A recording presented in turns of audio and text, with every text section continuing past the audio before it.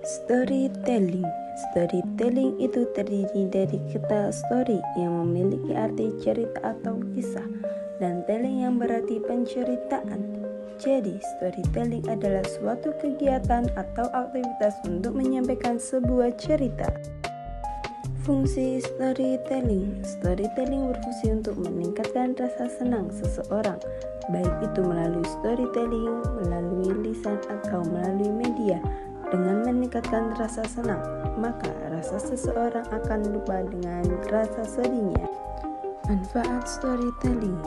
Yang pertama, menumbuhkan minat baca. Yang kedua, meningkatkan kecerdasan. Yang ketiga, meningkatkan kreativitas.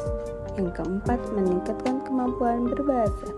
Yang kelima, dapat mendapatkan penghasilan. Yang terakhir, memudahkan seseorang untuk melakukan presentasi. Struktur storytelling. Yang pertama, orientation.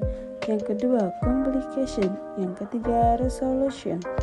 Teknik storytelling. Nomor 1, start fast. Nomor 2, spikeline. Nomor 3, mnemonic. Langkah-langkah melakukan storytelling. Yang pertama, pilih dan rangkai cerita yang kamu suka. Yang kedua, memahami cerita yang ingin disampaikan. Yang ketiga, gerak tubuh. Yang keempat, suara. Yang kelima, ekspresi wajah. Yang keenam, memperhatikan kontak mata. Yang ketujuh, gunakan alat peraga. Kesimpulan, itulah beberapa hal tentang storytelling yang perlu kamu ketahui.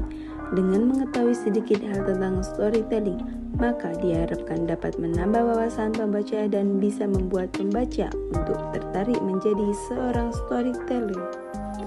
Terlebih lagi, saat ini storytelling bukan hanya sekedar membawakan atau menyampaikan cerita saja, tetapi sudah bisa diterapkan pada dunia pendidikan yang dijadikan sebagai metode pembelajaran, hingga diterapkan pada dunia kerja atau bisnis untuk mempromosikan suatu produk.